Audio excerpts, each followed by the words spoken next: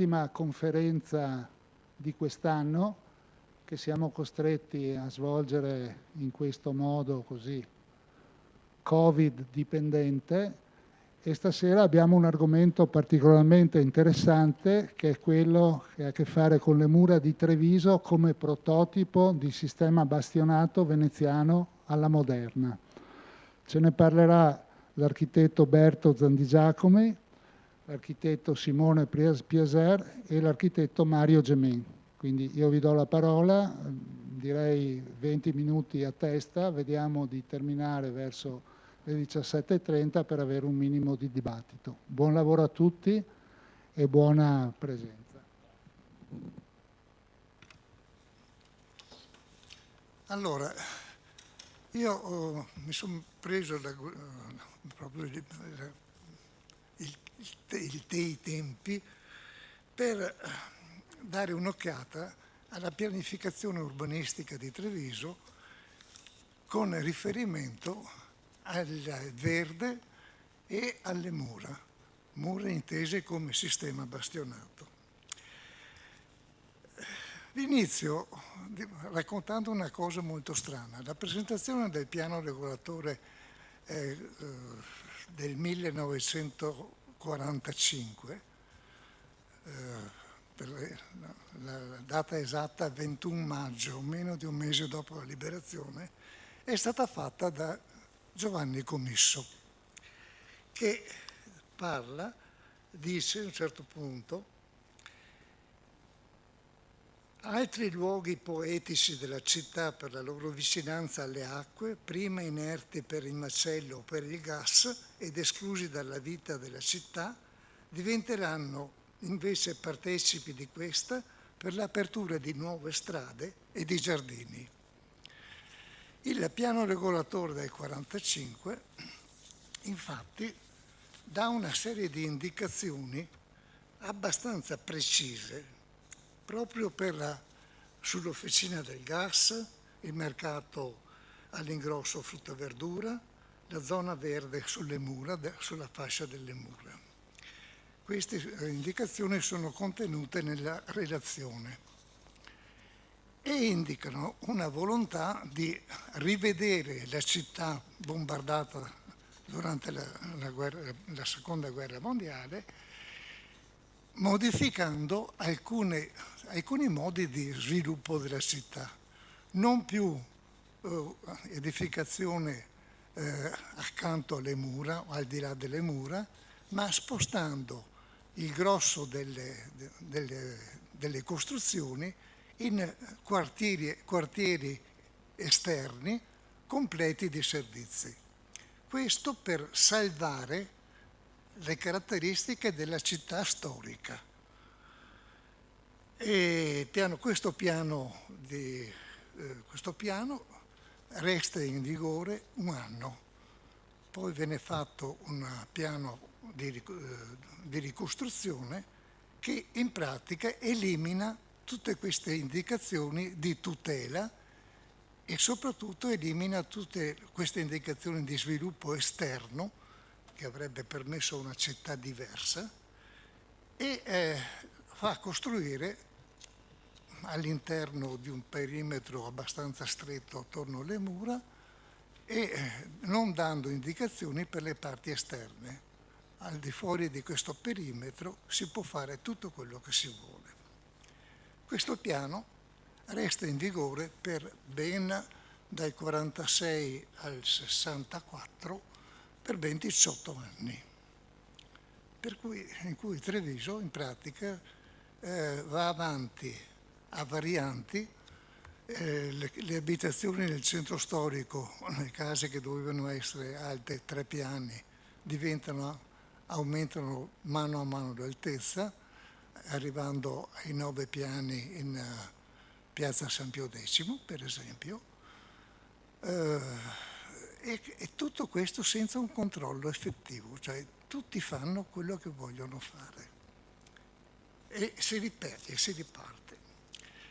Il piano Amati ha una lunghissima gestazione, perché inizia Amati all'incarico per fare il piano regolatore nel 1961, porta dopo 3 anni un primo risultato, ma in tutto Amati fa ben 6 piani che vengono discussi dal comune, del consiglio comunale, perdendo una quantità enorme di tempo. Dopo i primi 3, dopo il terzo, che rimane in vigore perché viene finalmente adottato dal Consiglio Comunale, che rimane quindi in vigore per 3 anni, decade, per un periodo si ritorna alla gestione del piano di ricostruzione. E il 6° piano viene adottato dal Consiglio Comunale nel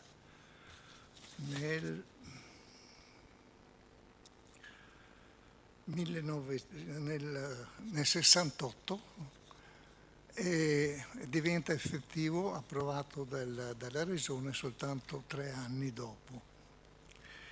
Però questo piano non dice niente per quanto riguarda il centro storico, perché si è deciso che per il centro storico, quindi comprese le mura, comprese tutto il perimetro della cinta muraria, per questo bisognerà fare un piano particolarizzato per il centro storico.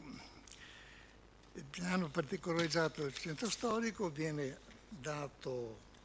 fatto un concorso nel 71.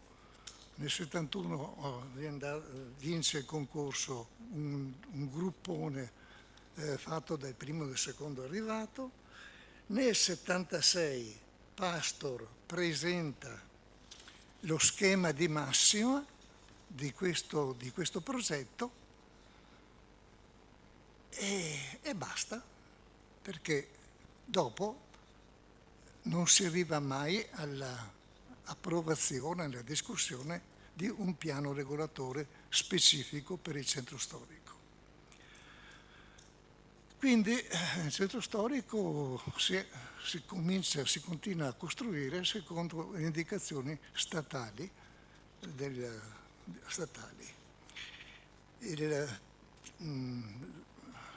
Quello che presenta Pastor in Consiglio Comunale è una meravigliosa e lunghissima presentazione e discussione dello schema di massima.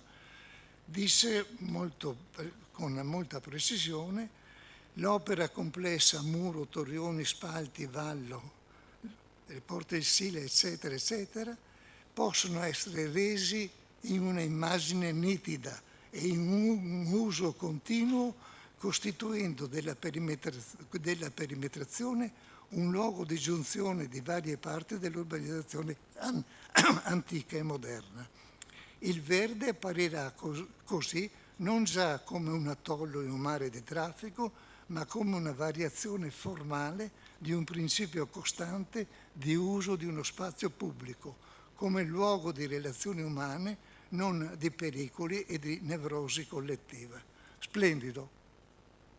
Questo non è servito a niente.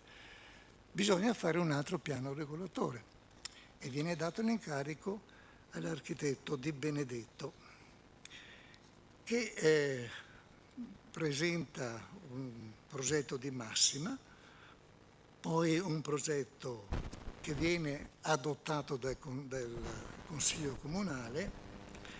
Alle tavole 8 e 9, verde urbano su tutto il perimetro delle mura fino al ciglio della circonvallazione esterna, o la sponda, eccetera, eccetera. E sul bastione del castello e continua anche sul bastione del castello. Questo piano adottato dal Consiglio Comunale trova un impiccio, diciamo. Nel 94 cambia la maggioranza del Consiglio Comunale, vincono 2 liste appaiate, Lega e una seconda lista così di altre cose, e Viene nominato assessore all'urbanistica un urbanista trevigiano e che dura in carica un anno, poi viene sfiduciato dal sindaco. Questa maggioranza presenta all'architetto Di Benedetto una lista di 121 cambiamenti da fare. Di Benedetto discute un pochettino, nel 96 rinuncia all'incarico dopo un baruffone fatto con l'assessore all'urbanistica. Questo raccontato da Di Benedetto. In questo periodo, direi attorno al 1990, viene dato un incarico per il restauro e recupero funzionale delle mura cinquecentesche di Treviso. 4 professionisti incaricati che nel 96 consegnano il progetto e il progetto scompare. Non si sa, viene messo in un angolo perché probabilmente dà fastidio, anche se si continua a fare qualcosa per le mura, perché nel 93-94, non so bene la data, viene fatto un intervento sulla golena nord e sulla muratura del bastione del castello, in cui si individua un pesante inquinamento di resti derivanti dalla lavorazione del gas, e la documentazione è ancora visibile al settore ambiente del comune di Treviso. Poi vengono fatte alcune operazioni di sistemazione dei bastioni di San Paolo, Santa Fosca e San Tommaso, con intervento di privati, va bene, però vengono fatti con il controllo continuo da parte della sovrintendenza. Viene sistemato il tratto delle mura da Porta Santi 40 al bastione di San Marco, e anche questo con un risultato anche buono, però mura e basta, insomma. Nel 93-94 ci sono alcuni interventi esterni. Un laboratorio per la salvaguardia e la valorizzazione delle mura, delle acque e mura di Treviso, che individua la necessità di spostare il traffico della circonvallazione esterna a una strada, un percorso da trovare più lontano. Nel 2004 viene anche fatto un rilievo, un'indagine di archeometra sul bastione del castello.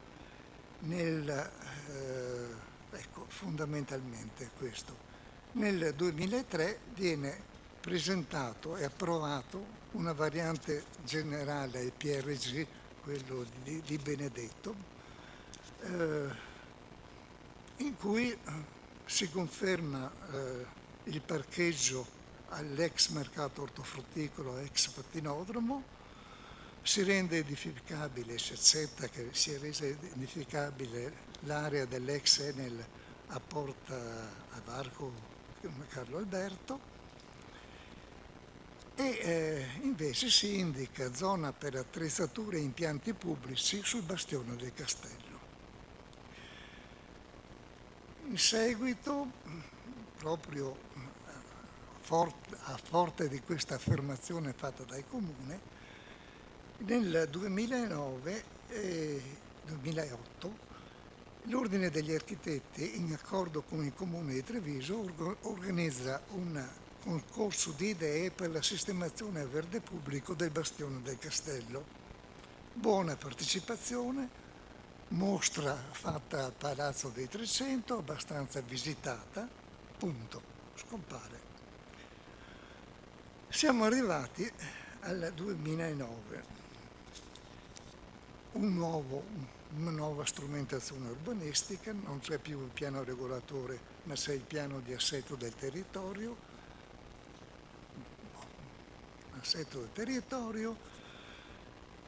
La relazione tecnica a questo piano di assetto del territorio non porta nessun riferimento alle parole mura e patrimonio storico-artistico, non si trovano.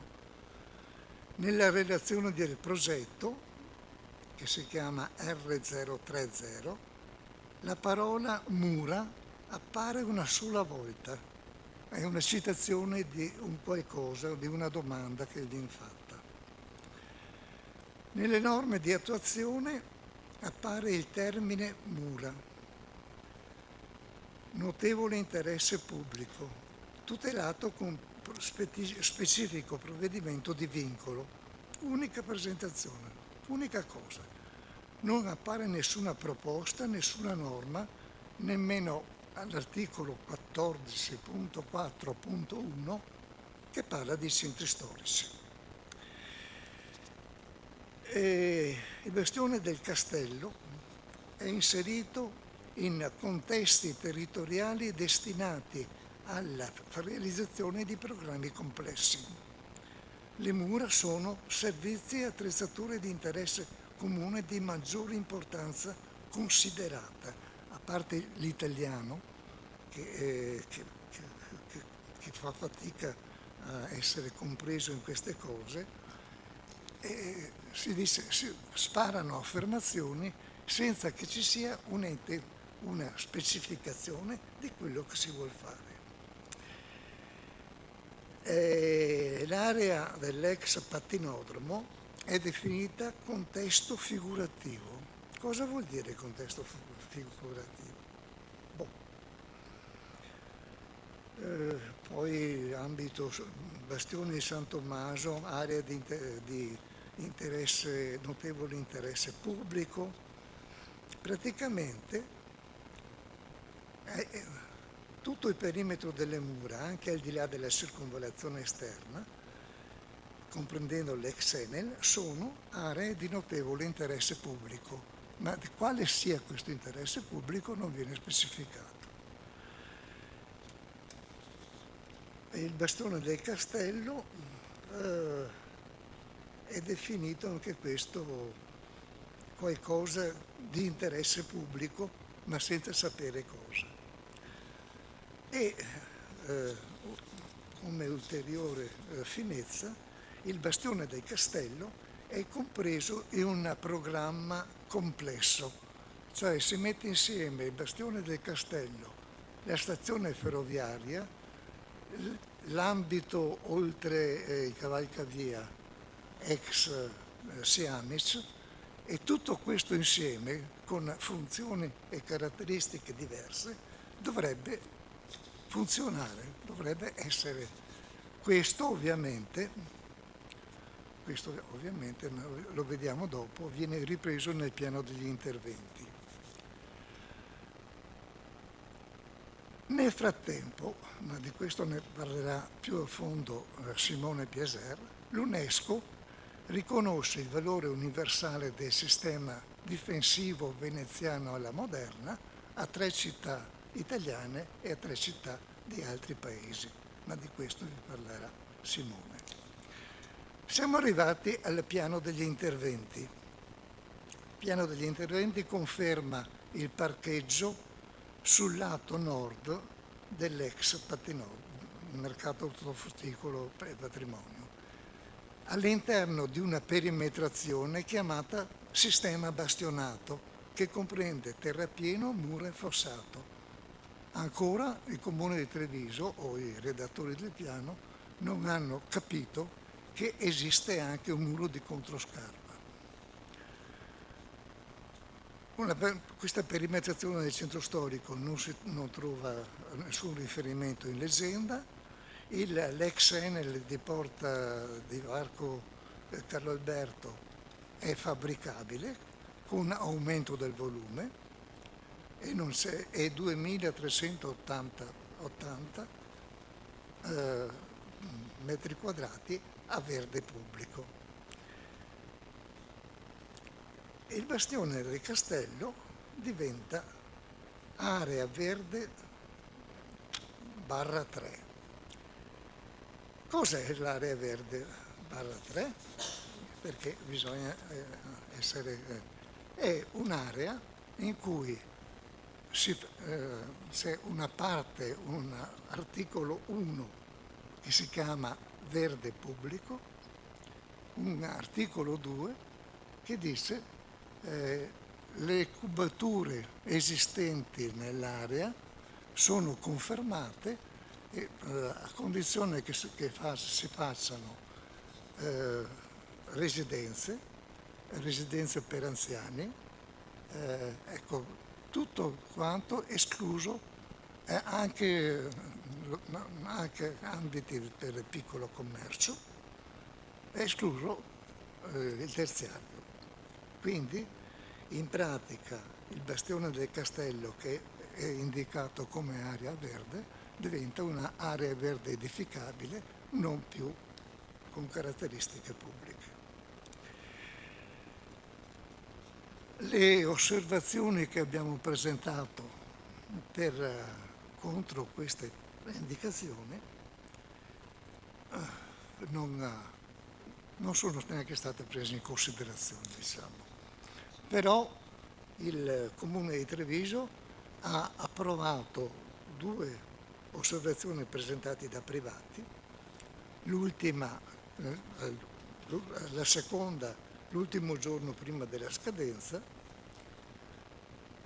per consentire un incremento di volume ulteriore rispetto a quello esistente. L'idea che noi abbiamo è che si debba provvedere a buttare via questo tipo di pianificazione, a decidere come deve svilupparsi la città di Treviso, se si deve sviluppare ancora, che non è detto, ma soprattutto la tutela del patrimonio storico-artistico che qui per ora è stata completamente dismessa.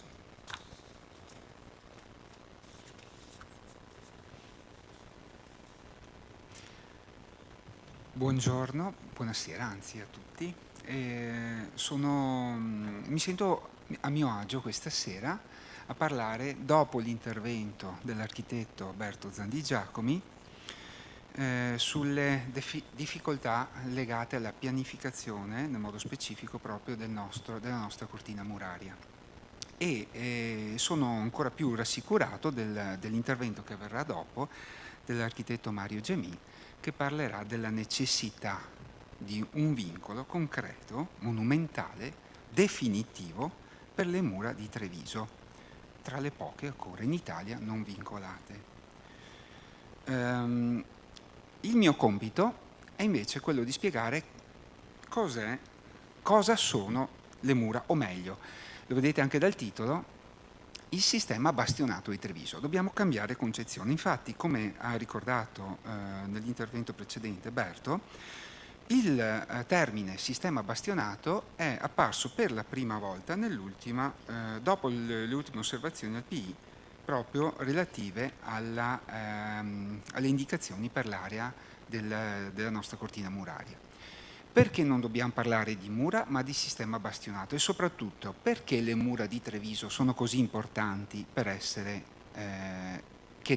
richiedere un dovuto atto di tutela?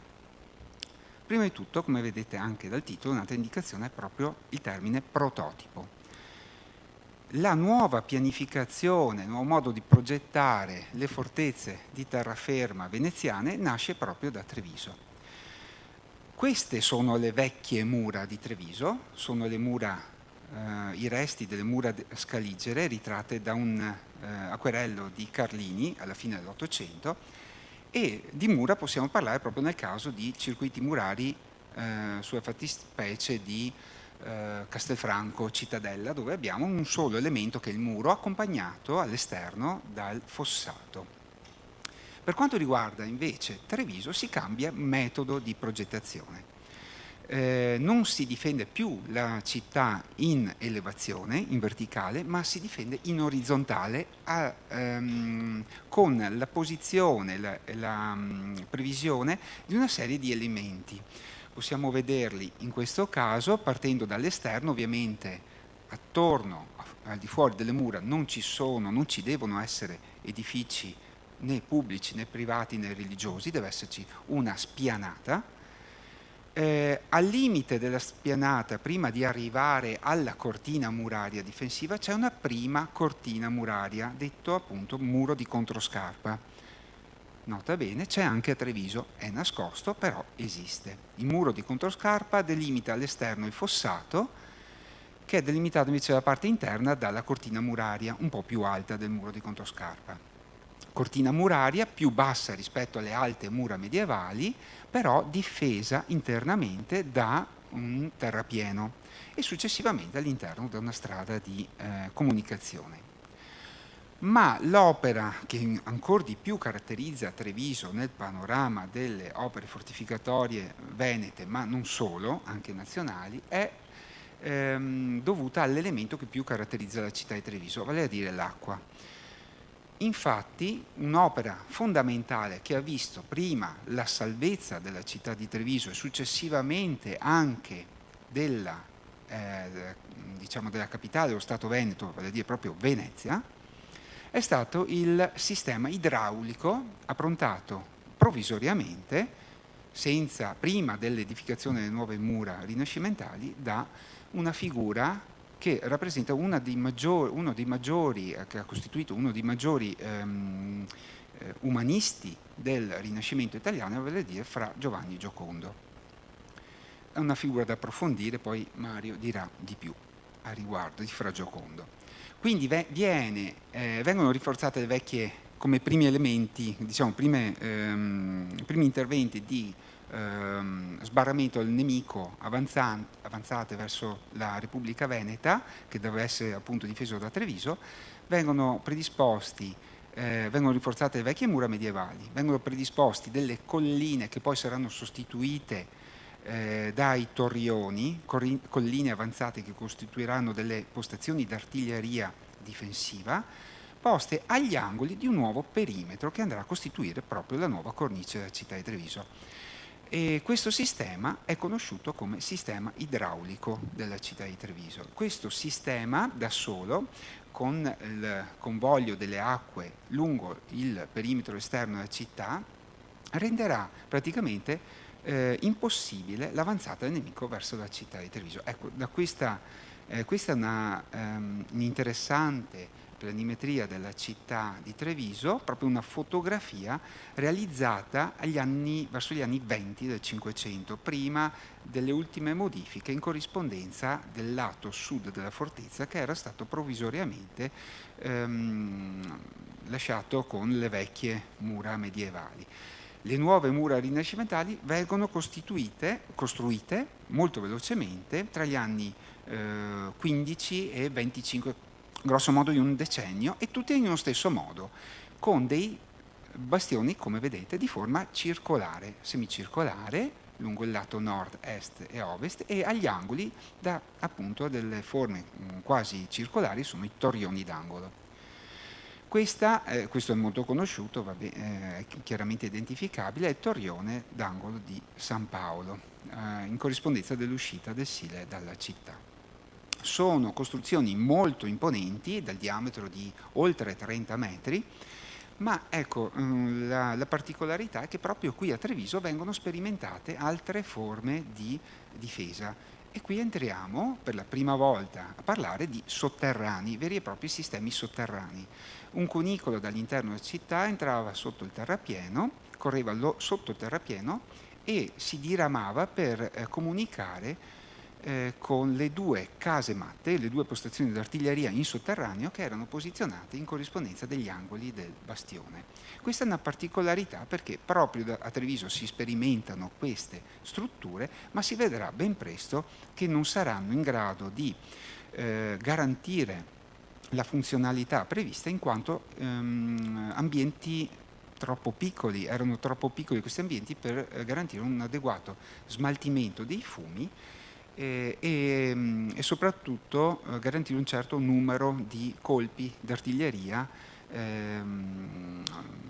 veloci, rapidi uno dopo l'altro. Questa è un particolare di una bocca di fuoco in corrispondenza del torrione di San Tommaso, vicino alla curva dello stadio, per intenderci. Questo è uno spaccato che dà un po' l'idea delle strutture sotterranee legate al sistema fortificatorio trevigiano.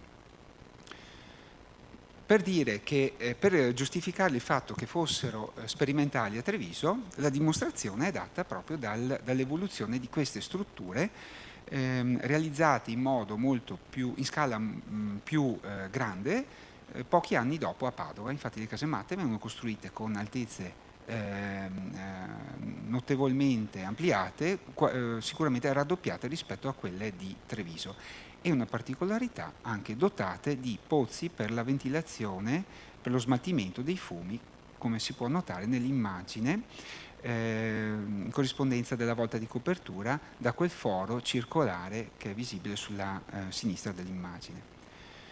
Ma la fortezza richiederà successivamente anche delle nuove forme. Ecco che vengono chiusi i tratti mancanti lungo il perimetro meridionale della città, rinforzati soprattutto da 2 bastioni poligonali. Il principale, il più importante, è sicuramente il bastione del castello. Abbiamo visto, ci ha raccontato Berto, come il bastione del castello venga erroneamente valutato nelle previsioni urbanistiche proprio perché non si comprende appieno l'importanza e soprattutto la costituzione di questo bastione. Il bastione non deve essere trattato come contenitore vuoto, termine che abbiamo sentito esplicitamente citato da parte degli ultimi 3 sindaci. Non è un contenitore il bastione, è semplicemente una porzione di monumento, una delle opere principali realizzate da Michele Sammicheli, uno dei massimi architetti della Repubblica Veneta, uno dei massimi esperti di fortificazioni alla moderna. Qui vediamo una rappresentazione e soprattutto vi pregherei di fare attenzione, sulla destra dell'immagine si può vedere una forma, un disegno con un cortile aperto. Ecco, quella è la forma dell'originaria casamatta prevista da Michele Sammicheli, casamatta per la prima volta realizzata a cielo aperto. Sembra scomparsa, però alcuni indizi ancora presenti lungo la muratura del bastione ci indicano che lì c'è qualcosa.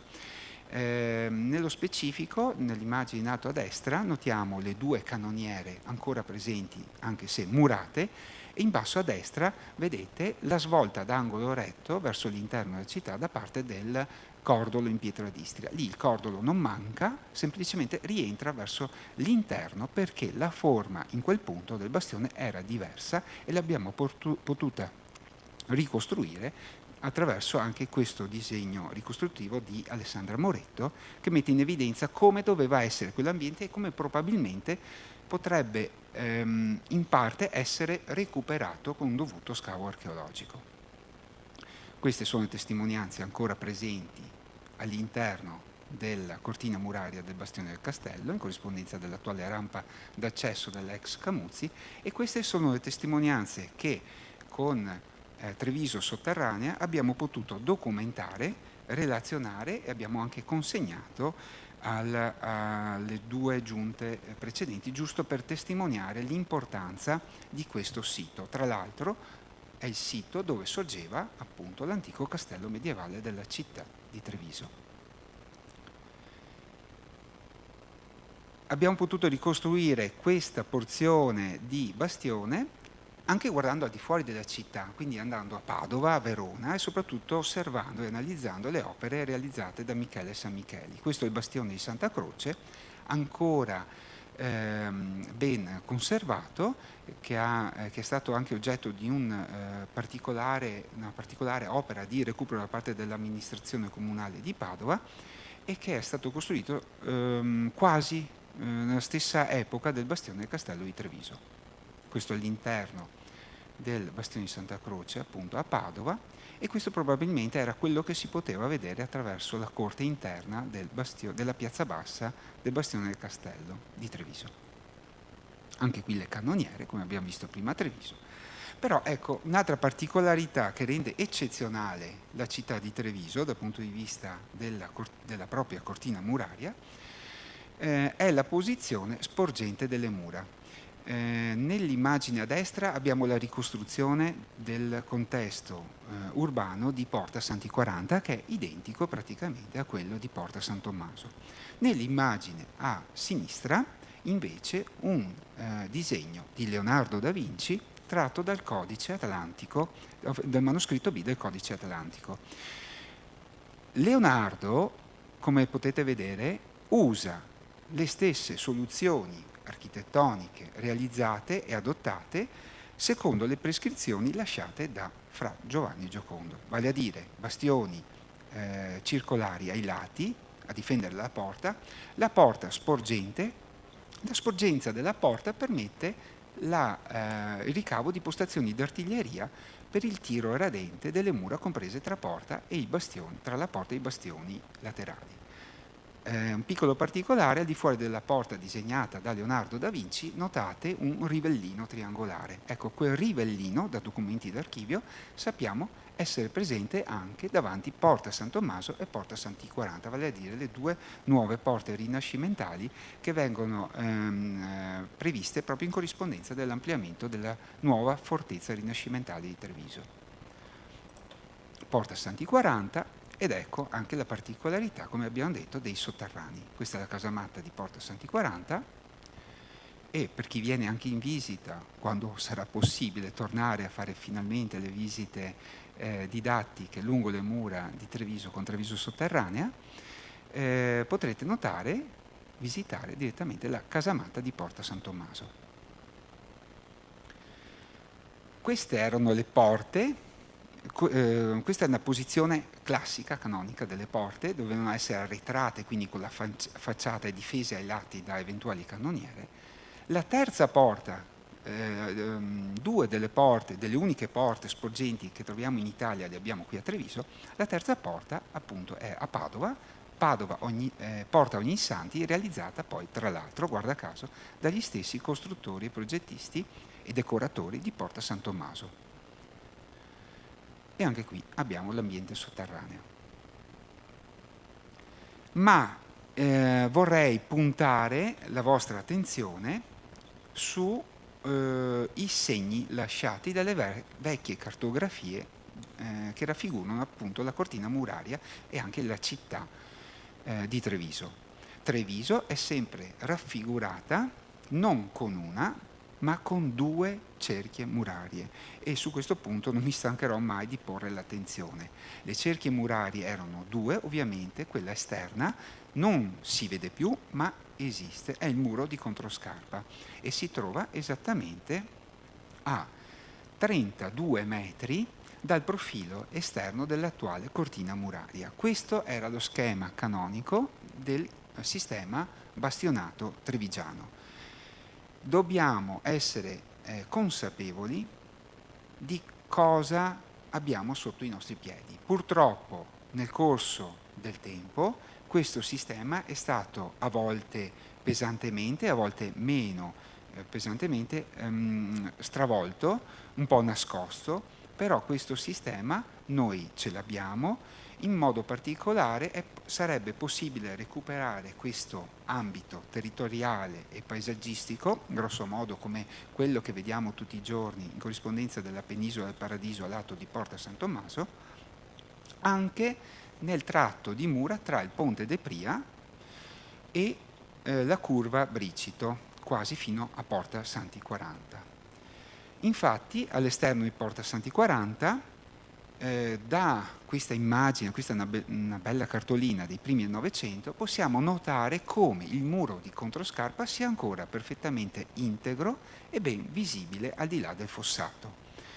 Ai giorni nostri, purtroppo, quel muro è stato semplicemente nascosto, un po' coperto. Questa è l'immagine dei nostri giorni.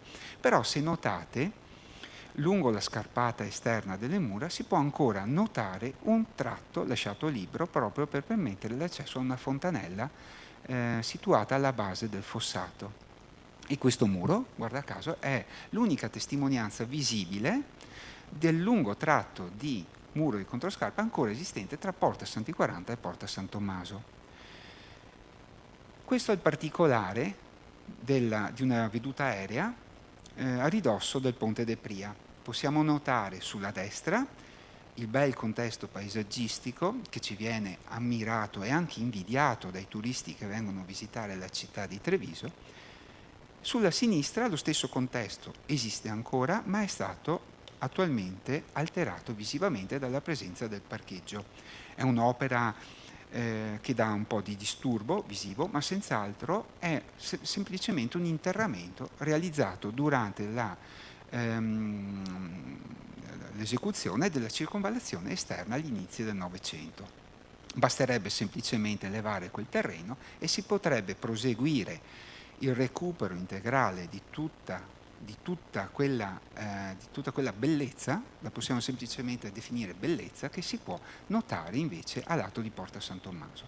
Guarda caso, nell'unico punto che l'attuale circonvallazione esterna permetterebbe di scavare, proprio nel punto in cui appunto la strada, il sedime stradale, sta un po' più distante dalle mura, quindi è l'unico punto che potrebbe essere recuperato, tutto il lato nord, da Porta San Tommaso a Santi 40. Ecco, vedete, sopra la situazione originaria di com'era il sistema bastionato di Treviso agli inizi del Cinquecento, e che è rimasto fino agli inizi del Novecento, e nell'immagine sotto invece l'attuale situazione, l'attuale stato di fatto, un semplice interramento. Ora, nel caso ci fosse un'ottima e soprattutto una lungimirante previsione urbanistica del luogo, come si diceva prima, noi dovremmo considerare l'opportunità di recuperare non solo il verde, non solo l'aspetto paesaggistico, ma il monumento che è ancora conservato sotto i nostri piedi. Ma in mancanza di una previsione urbanistica realizzata da persone, mi permetto di usare questo termine, particolarmente colte, cioè non ignoranti, non voglio offendere nessuno, semplicemente da persone che ignorano cosa abbiamo sotto i piedi. Dovrebbero essere invece, tutti gli strumenti urbanistici dovrebbero essere pianificati da persone che ben consce di quello che abbiamo sotto, soprattutto ben con un bagaglio di esperienze, di studi e di cultura che siano appunto, che permetta loro di pianificare in modo corretto la previsione urbanistica della città, in modo particolare delle mura. La mancanza di una previsione ottimale consente invece di prevedere in questo punto un parcheggio sotterraneo, vale a dire consentirà di realizzare la più grande devastazione mai realizzata sulle mura dal 500 ai giorni nostri, e verrà realizzata grazie alla pianificazione delle ultime 4 giunte comunali. Non mi permetto di dare giudizio verso le nostre autorità, i nostri rappresentanti politici, perché a mio avviso questa lotta non deve essere intesa come lotta, ma deve essere intesa come rivoluzione culturale, deve nascere dalla città, dai cittadini, per fare in modo che le opere che ci sono state trasmesse, soprattutto le opere relative al monumento più grande della città, del principale monumento della città di Treviso, vengano mantenute per qualche altro secolo, come è stato, grazie ai nostri avi, garantito fino ai giorni nostri. Grazie.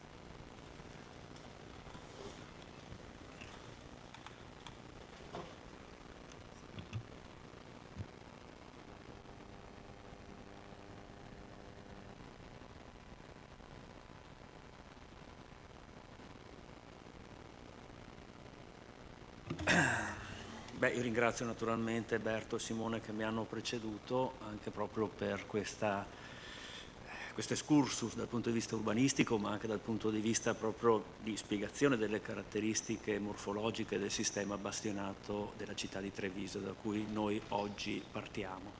E io mi ricollego proprio a quello che diceva prima Simone per così entrare nel merito, partendo proprio dalla figura di questo Fra Giocondo da Verona, che non è tra le più conosciute, diciamo, ha avuto fortuna sfortuna di vivere in uno dei periodi in cui geni universali dal punto di vista dell'arte e dell'architettura popolavano la nostra Italia, e quindi sicuramente Fra Giocondo non è passato ai posteri come un personaggio alla stregua di Leonardo da Vinci, Michelangelo o Raffaello. Però partirei proprio da questa lettera, che è un breve passo di una lettera che è del 1 luglio 1514 ed è proprio scritta da Raffaello Sanzio. Quindi siamo a Roma.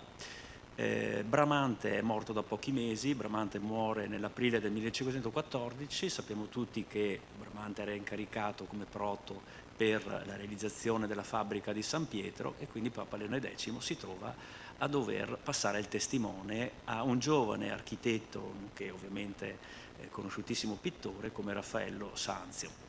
Era naturale, tutti e due venivano, sia Raffaello che Bramante venivano dal Montefeltro, e quindi Bramante sicuramente aveva già visto in Raffaello un proprio Delfino. Però il Papa gli affianca una persona molto più anziana di lui, aveva più di 50 anni più di Raffaello, e da questo passo vediamo proprio come Raffaello parla di questo tutore, se vogliamo, che gli viene affiancato. E lui scrive appunto: «E il Papa mi ha dato un compagno, frate doctissimo e vecchio de più di 80 anni. È uomo di grande reputazione, sapientissimo, acciò che io possa imparare se ha alcuno bello segreto in architettura. Acciò io diventa perfettissimo in quell'arte». Qui vediamo proprio il lato più umano di Raffaello, quindi non solo come grande artista, ma proprio come persona che, grazie anche alle frequentazioni con Baldassare Castiglione e quant'altri, è perfettamente inserita nel mondo culturale della Roma di quegli anni, e accoglie questo Fra Giocondo da Verona, molto più anziano di lui, come maestro da cui poter trarre, quindi senza nessun atteggiamento di rivalsa nei confronti di Papa Leone X, ma proprio ponendosi sotto la guida di questo tutore che, se vogliamo, era considerato un architetto senza architettura, perché in fondo, a parte la loggia dei signori a Verona, non è che avesse realizzato moltissimo, però era comunque una figura di riferimento, non solo come ingegnere idraulico, ma anche come erudito, se vogliamo, in architettura. Noi a Treviso, l'unica opera che abbiamo di questo uomo del Rinascimento è appunto il sistema bastionato. Quindi il sistema bastionato è sicuramente un qualcosa con cui noi siamo abituati ogni giorno ad avere a che fare, ma che forse qualche volta noi stessi, abitando proprio la nostra città, siamo proprio avvezzi alla vista delle mura e non le consideriamo come un qualcosa di straordinario. E allora ripartirei proprio da questa immagine, che è una veduta dall'alto della città di Treviso, che ci può dire molte cose. È una veduta proprio di questi tempi, e se la guardiamo vediamo immediatamente quella che era il primo nucleo di fondazione della città romana della città, l'impianto del Cardo del Decumano, con l'incrocio circa l'altezza della Loggia dei Cavalieri, che salta subito all'occhio. Ma se vediamo la nostra città dall'alto, come la possiamo vedere dall'aereo quando decolliamo dal Marco Polo e sorvoliamo appunto la città, vediamo come uno degli elementi proprio che ci permettono di identificare la città di Treviso è proprio il sistema bastionato.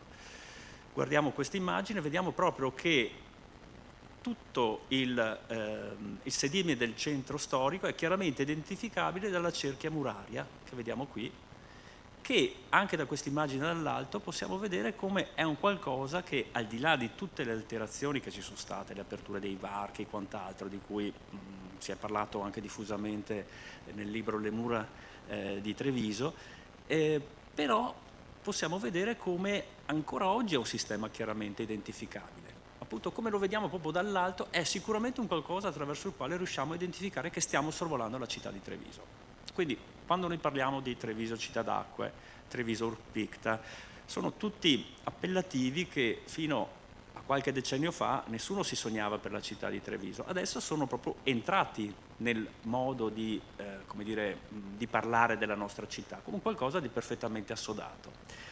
Noi vorremmo che anche il sistema bastionato della città di Treviso entrasse proprio nel vivere quotidiano nella relazione appunto con la nostra città come qualcosa di perfettamente assodato, perché è una comunque delle caratteristiche fondanti della città di Treviso. Questa foto poi ci dice ancora qualcosa di più, se vogliamo. Abbiamo una grande, come dire, manomissione. 1851 viene realizzata la ferrovia che interessa tutto il sedime sud della cerchia della città storica, e quindi possiamo vedere come quest'ambito della nostra città sicuramente ha avuto tutta una serie di alterazioni piuttosto evidenti e anche, se vogliamo, macroscopiche, rispetto a tutto il resto del sistema bastionato, che ancora vediamo che, pur con tutte le alterazioni di cui abbiamo parlato, conserva comunque delle caratteristiche ancora rinvenibili in modo così chiaro e definito. E qui vorrei entrare con un concetto fondamentale, che è quello appunto delle trasformazioni irreversibili e irreversibili. Vi sono alcune trasformazioni, come quella appunto della ferrovia, del cavalcavia, eccetera, che per la loro stessa consistenza diventano delle trasformazioni irreversibili o quasi irreversibili.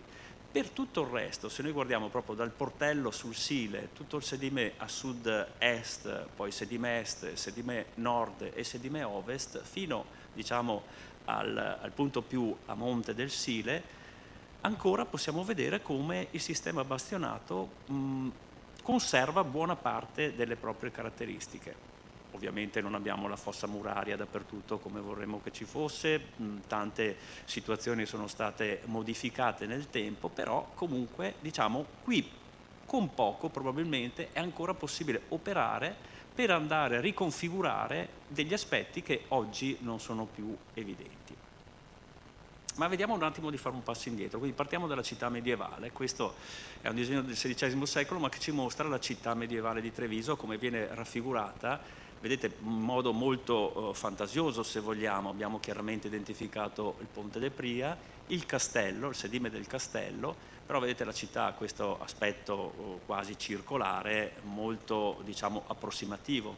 La stessa approssimazione la vediamo in quest'altra immagine, che ancora, vedete, focalizza il Ponte di Pria e pone una certa attenzione. Vediamo tutta la zona dell'Altinia è già molto più precisa rispetto all'illuminazione all'immagine precedente. Vediamo anche la zona del baluardo del castello, del bastione del castello, come già è identificata con delle caratteristiche assai prossime a quelle che sono le condizioni attuali.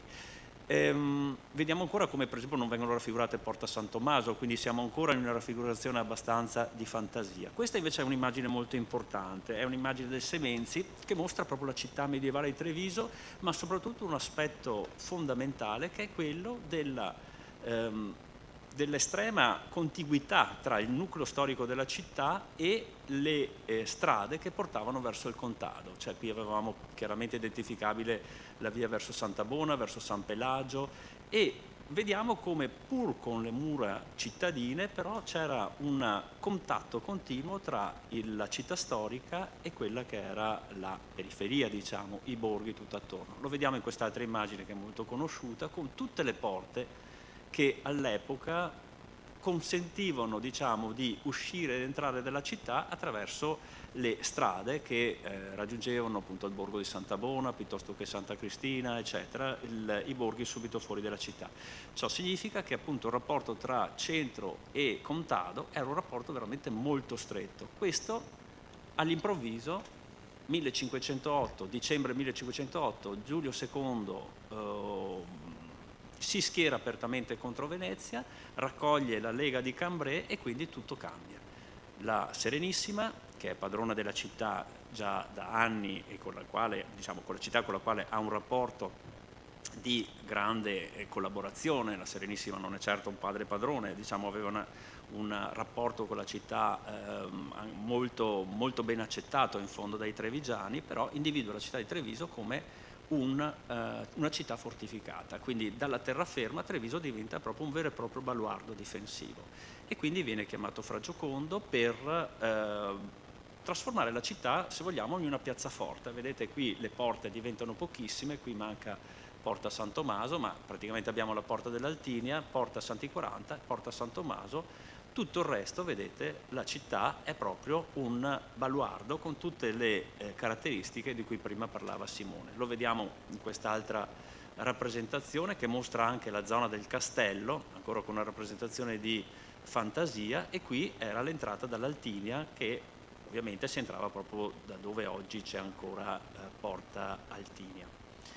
Questa conformazione, diciamo, della città rimane fino al 1800. Nel 1824, questa è famosissima, è la pianta del Salomoni, che raffigura appunto la città di Treviso a quell'epoca. Vedete che comincia già a esserci una prima delineazione della via di circonvallazione un po' tutto attorno.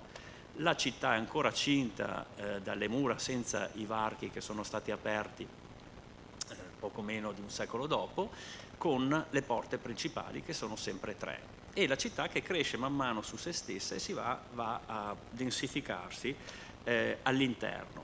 Per quanto riguarda l'esterno, vedete l'esterno, siamo nel 1824, c'è ancora rinvenibile in qualche modo quello che era il vuoto della spianata, una spianata che ha di fatto proprio interrotto questo contatto tra il contado e la città storica. Non a caso le prime manifatture che sorgono a Treviso, come Molino Stucchi, la Crull, eccetera, sorgevano proprio in quest'area libera che era rimasta libera fino all'Ottocento. Qui ancora vediamo il sistema delle acque con la rappresentazione, perché è soprattutto proprio, Fra Giocondo ha curato soprattutto l'aspetto di regimentazione delle acque. Ancora oggi parliamo del Partidor, per esempio, che era il ponte della Pria, che consentiva di dividere in più corsi il fiume Botteniga in modo da poter sempre controllare l'afflusso dell'acqua nella città. E quindi adesso finalmente arriviamo alla situazione attuale. Noi abbiamo evidenziato alcune aree che sono delle aree strategiche o comunque delle aree critiche per quanto riguarda il sistema bastinato della città di Treviso, che necessitano di una certa attenzione. Tutto è inserito all'interno di questa volontà che molte associazioni culturali attive qui a Treviso vogliono portare avanti per far sì che il sistema bastionato venga vincolato con un vincolo proprio ai sensi dell'articolo del decreto legislativo 42 del 2004, ma che non sia soltanto un vincolo paesaggistico come succede oggi, perché le mura di Treviso sono vincolate dal punto di vista paesaggistico dal 1958, come sono vincolati i viali e i corsi d'acqua. Però dal punto di vista proprio prettamente monumentale architettonico, i soli manufatti vincolati sono le porte principali, quindi Altinia, San Tommaso e Santi 40, stranamente il casello dei Dazio nella zona di Porta Calvi, il fabbricato che tutti chiamano razionalista, che ha ben poco di razionalista, nella zona della pista da pattinaggio, e basta. Tutto il resto, tutto quello di cui fino adesso ho parlato prima Simone, di fatto non è tutelato da un vincolo. Ora, non è che noi pensiamo che un vincolo sia garanzia di conservazione, di tutela, quant'altro, però sicuramente rappresenta una soglia di attenzione maggiore, che sicuramente quello di cui stiamo parlando merita appunto questa attenzione maggiore. Andiamo avanti, partiamo da queste aree critiche che abbiamo individuato. La prima è quella che sta sul sedime a nord delle mura, che noi identifichiamo un po' con la ex pista da pattinaggio, ma anche un po' i giardini pubblici. E qui vediamo subito un'immagine, siamo nel 1898, questo era il progetto di ricostruzione del sedime delle mura storiche della città di Treviso, che è datato appunto 1898. Vedete, questo era la cinta muraria che era oggetto di demolizione, e queste parti in rosa non erano altro che le baulinee, cioè le linee di massimo inviluppo dei fabbricati che avrebbero dovuto essere realizzati al posto delle mura. Questo è il piano Maglietta, un piano mai realizzato del 1920, che proprio nella zona che stavamo individuando adesso immaginava delle piazze di nuova fondazione con dei grandi edifici, come si facevano un po' a quell'epoca. Siamo nel periodo subito dopo il Karlsmarkhof a Vienna per esempio, quindi questa idea di costruire anche dei grossi agglomerati con degli spazi, con delle piazze, era un qualcosa di molto magniloquente che si cercava di configurare nelle città, e quindi c'era questa ipotesi di demolire la città murata per un ampio tratto per andare appunto a realizzare delle nuove costruzioni. Oggi ci fa un po' sorridere, diciamo, come idea, però dobbiamo pensare che in altri ambiti, qui siamo a Vienna per esempio, qui siamo nel 1857, la città di Vienna, vedete, ha ancora 2 cinte murarie chiaramente identificabili, e poi la zona completamente inedificabile come era a Treviso, la Spianata, che era proprio libera tra la città di nuova fondazione e la città storica. Qui si vede un po' poco, ma vediamo come l'immagine della città storica poi, con l'abbattimento delle mura, che dura molti anni perché parte dal 1859 e arriva fino al 1872, e al posto delle mura viene edificato tutto quello che oggi noi conosciamo come Ring, che è questa sorta di circonvallazione della città di Vienna. Qui si vedono proprio i lavori di demolizione dei baluardi, dei bastioni delle mura, che oggi si vedono ancora in un piccolissimo tratto, molto molto piccolo, che mi ricordo in un viaggio fatto con Boris Fodrecka, lui ci ha appunto fatto vedere, altrimenti non l'avremmo mai visto.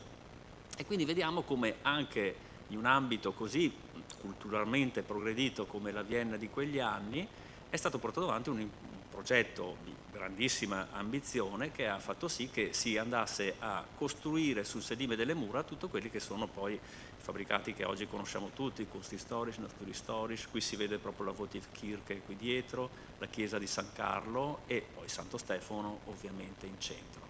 All'epoca, va anche detto, c'era stata una levata di scudi enorme dal punto di vista di molti intellettuali viennesi, primo fra tutti Camillo Sitte, che era quello che aveva scritto L'arte di costruire le città, ma anche di Otto Wagner piuttosto che Klimt, ma anche, diciamo, persone che non avevano nulla a che fare col mondo dell'architettura e dell'arte, come Freud, Schoenberg, Kokoschka come pittore.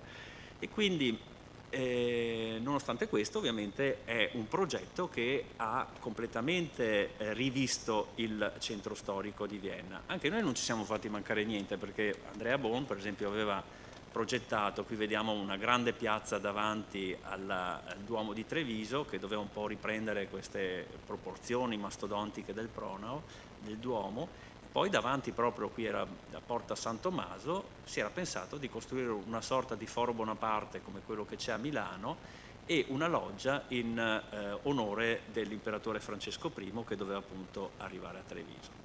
Ma vediamo ancora quello che è l'area del parcheggio di cui parlavamo prima. Vediamo come già da questa immagine, che è vista molto da lontano, si vede come i rapporti altimetrici, anche la visione delle mura è inficiata dal fatto di avere questo riempimento nel sedime davanti alle mura. Qui vediamo invece il tratto subito a lato rispetto a quello dell'ex pista da pattinaggio, e vediamo come appunto diventa un luogo molto ameno, apprezzato ovviamente da tutti quelli che arrivano a Treviso per la prima volta, proprio dal punto di vista naturalistico. L'immagine che faceva vedere prima Simone è un'immagine chiaramente che identifica il problema. Cioè ovviamente tutti noi pensiamo che oggi vedere il parcheggio a raso non è certo un qualcosa di apprezzabile dal punto di vista dell'immagine che possiamo percepire delle mura. Tuttavia vediamo anche da questa foto come il rapporto proprio dimensionale delle proporzioni del muro storico delle mura cambiano notevolmente rispetto all'assetto precedente con il riempimento che abbiamo oggi, e continuerebbero a essere completamente diverse realizzando appunto il parcheggio sotterraneo di cui tanto si parla. Ma soprattutto io tornerei un po' al concetto di quello che dicevamo prima delle trasformazioni reversibili e le trasformazioni irreversibili. Lo vedremo magari con le ultime immagini, ma effettivamente andare a costruire un manufatto in cemento armato come è un parcheggio interrato oggi in questo sedime significa tenere ferma questa manomissione, se vogliamo, del sistema bastionato che è stata fatta per i prossimi 500 anni. Quella è una trasformazione che sicuramente sarà irreversibile.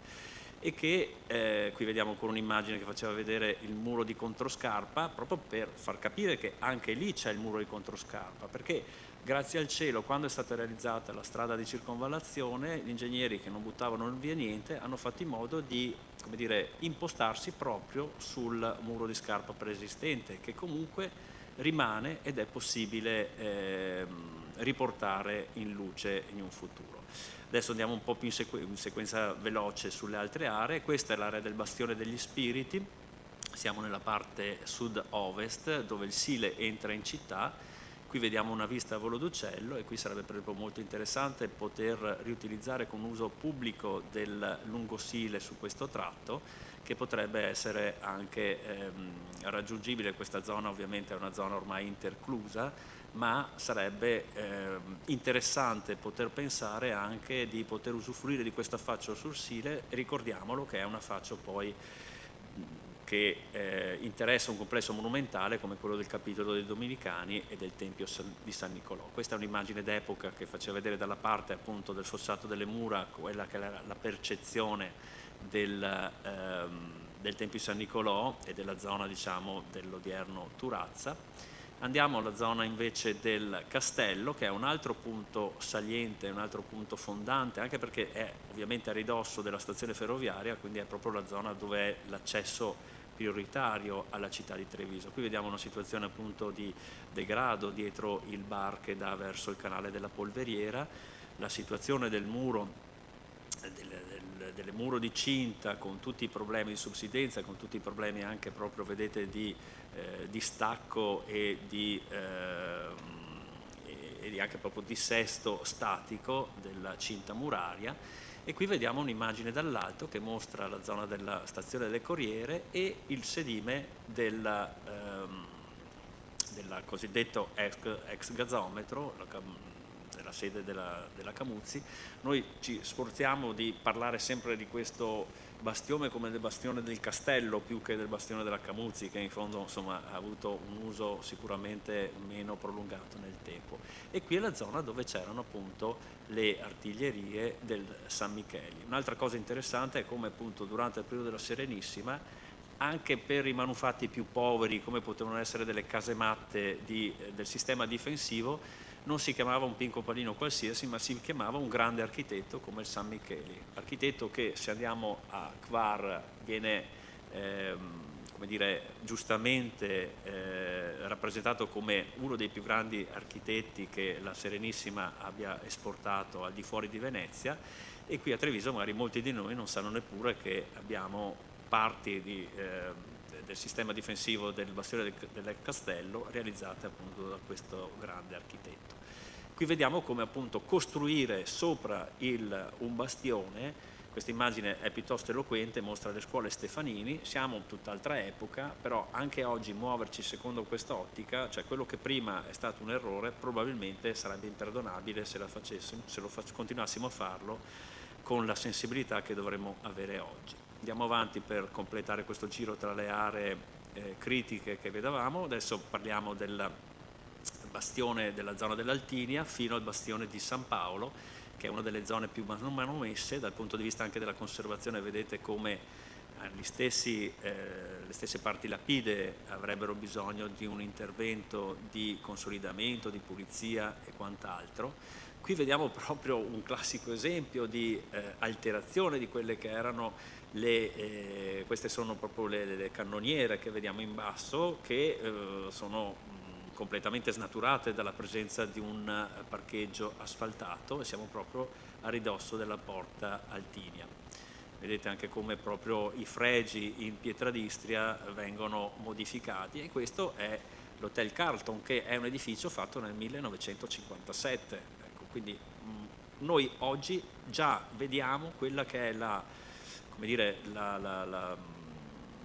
l'alterazione che un modo di costruire come questo provoca nel bastione, e siamo proprio nella zona di rimpetto a quello che era il bastione poligonale del castello. al di là appunto delle caratteristiche meramente architettoniche di questi manufatti, si tratta comunque di un modo di approcciarsi con una preesistenza come quella di cui stiamo parlando, che probabilmente deve far riflettere. Ecco, questo vale sia per il castelletto neoromanico che per altre parti di cui stiamo parlando anche recentemente. Ancora stiamo concludendo con le ultime due aree, quindi la zona che va dal Portello fino al Bastione di Santa Sofia, con la costruzione della Scuole Prati sopra il Bastione di Santa Sofia, che già era interessato dalla costruzione dell'ex macello, che è stato distrutto con il bombardamento del 1944. Ultima parte è quella delle cosiddetta ex Enel, quindi siamo nel sedime est del sistema bastinato della città di Treviso. Qui abbiamo una vista a Volo d'Uccello che fa vedere la zona di Porta Carlo Alberto con gli ex frigoriferi che sono stati trasformati in un condominio, e questa è la zona di cui stiamo parlando, che si trova proprio di fronte ai condomini di via Oriani.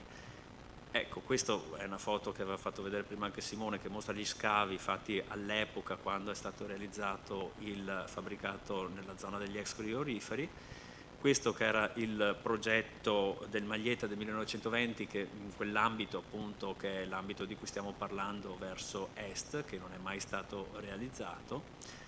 Qui si vedono ancora i segni della lunetta che già in epoca ancora del Cinquecento era stata demolita per problemi di cedimento del terreno, e qui si vedono invece alcuni dissesti che proprio si possono notare nella cinta muraria, che ovviamente è attaccata dall'inquinamento, ma anche proprio dalle vibrazioni e dagli effetti atmosferici. Vediamo appunto come anche i pluviali che attraversano le modanature in pietra, piuttosto che questi distacchi dei mattoni, la presenza molto spesso di vegetazioni che qualche volta magari possono anche risultare così belle a vedersi, ma che non hanno sicuramente nulla a che vedere con quello che invece era l'aspetto massivo delle mura. Qui ho preso un'immagine che andiamo all'estero, siamo in Canton Ticino a Bellinzona. Negli anni in cui io abitavo lì per lavoro si parlava continuamente del Castelgrande a Bellinzona, che era oggetto dell'intervento di restauro proprio in quegli anni, che il Castelgrande, vedete come era proprio tutta la montagna, era interamente rivestita a verde con delle piantumazioni, e quando è stato proposto di riportare invece in vista la roccia, la pietra, quello che era proprio la caratteristica primaria della montagna su quel lato, e che non era più visibile per l'incuria, non tanto perché era giusto che non fosse visibile, e Aurelio Galfetti, che era appunto l'artefice del restauro, si è battuto come un leone proprio per riportare in vista la roccia. Tutti erano contrari, e oggi non potremmo immaginare Castelgrande senza questa presenza della roccia così in vista. Ancora qui si fa vedere l'intervento di restauro nella zona delle scuole medie, dove si vede anche proprio quella colata di malta cementizia che è stata fatta per proteggere la parte superiore delle mura, per far sì che l'acqua non penetri, creando appunto dissesti. Però dal punto di vista, diciamo, dell'immagine, utilizzare questo tipo di coperchio sì, migliora sicuramente le caratteristiche di conservazione, però probabilmente si potrebbe anche fare in un modo più attento, magari utilizzando proprio comunque delle parti in mattoni, identificando quelle che potrebbero essere le nuove aggiunte, come era stato fatto dal Forlati ancora all'epoca del restauro del Palazzo dei 300 dopo i bombardamenti. Chiudiamo quindi con questa immagine della città di Treviso, pensando proprio come potrebbe effettivamente essere organizzato questo parco urbano delle mura di cui più volte si parla, facendo in modo di, come dire, fare delle scelte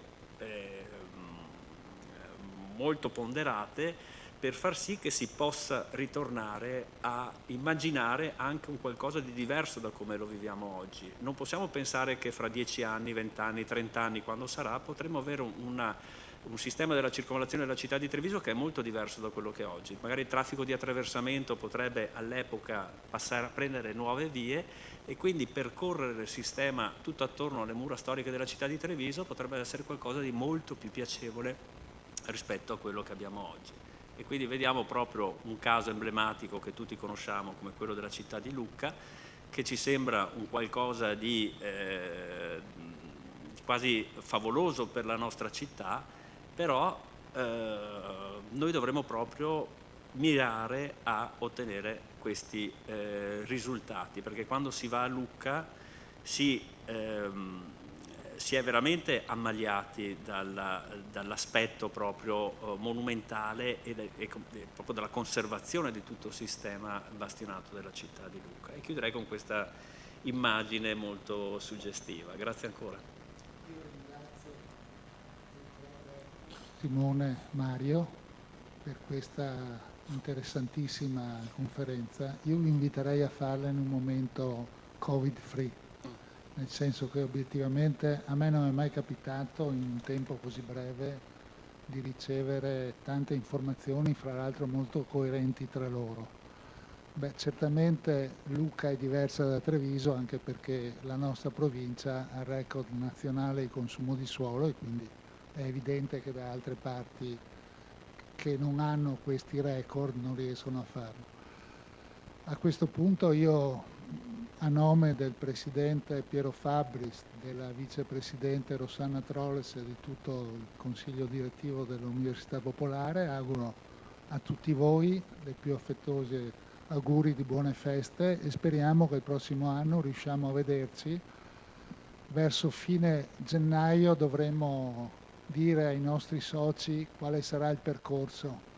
Non sappiamo ancora a Natale e a Capodanno come saremo in grado di esportarlo. Quindi grazie ancora, molto interessante e alla prossima volta e buon anno. Arrivederci, grazie.